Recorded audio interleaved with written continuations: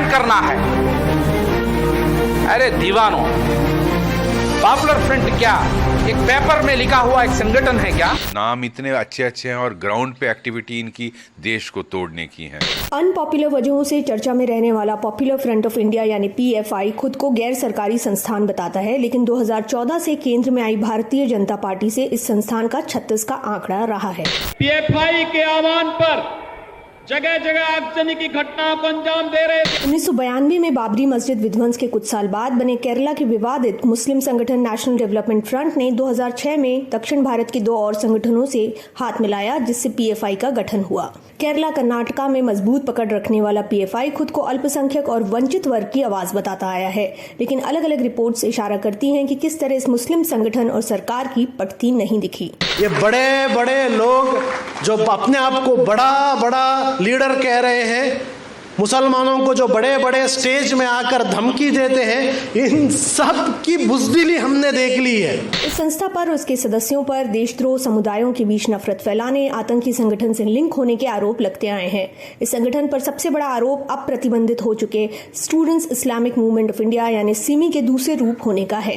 PFI का गठन सिमी पर प्रतिबंध लगने के करीब 6 साल बाद हुआ था और बताया जाता है कि सिमी के कुछ पूर्व सदस्य पीएफआई में सक्रिय रहे। हालांकि पीएफआई सिमी से किसी भी तरह के रिश्ते को नकारता रहा है। पीएफआई का दावा है कि उसका मजबूत जनाधार है, लेकिन राजनीतिक तौर पर यह संगठन विशेष सफलता हासिल करता नहीं दिखा। पीएफआई की राजनीतिक party the social democratic party of India यानी एसडीपीआई ने केरल चुनाव में ठीक ठाक सफलता हासिल की, लेकिन संसद में उनका कोई सदस्य नहीं है। केरल की बात करें तो आरएसएस और पीएफआई के बीच बदले की कार्रवाई इस कदर देखने को मिलती रही कि अप्रैल 2022 में केरल के पलक्कड़ में पीएफआई सदस्य जुबैर पारक की हत्या होती है, जिसके अगले ही दिन आरएसएस कार्यकर्ता एसके श्रीनिवासन की हत्या कर दी जाती है। इलाके में 300 पुलिस कर्मियों की तैनाती की नौबत आ जाती है। बीजेपी स्टेट प्रेसिडेंट के सुरेंद्रन ने अप्रैल 2022 में बयान दिया था कि पिछले 6 सालों में केरला में 24 बीजेपी आरएसएस सदस्यों की हत्या हुई है, जिसमें से 7 के लिए पीएफआई जिम्मेदार है। 2022 की बात करें तो कर्नाटक में छात्राओं के हिजाब पर प्रतिबंध लगने के बाद एक स्कूल में हुए विरोध प्रदर्शन को उकसाने का आरोप राज्य सरकार ने पीएफआई पर लगाया। हिंदू संगठन और बीजेपी लगातार पीएफआई पर बैन की मांग उठाते आए हैं और केरल हाईकोर्ट ने इसे एक चरमपंथी संगठन बताया था। हालांकि सरकार पर भी इस विवादित संगठन की आड़ में अल्पसंख्यकों को निशाना बनाने का आरोप लगता रहा है। 2020 में यूपी के हाथरस में दलित युवती की हत्या के बाद खबर करने केरल से पत्रकार सिद्दीक कापन को बीच रास्ते में यूपी पुलिस ने गिरफ्तार किया, इस आरोप से कि वो पत्रकार नहीं दरअसल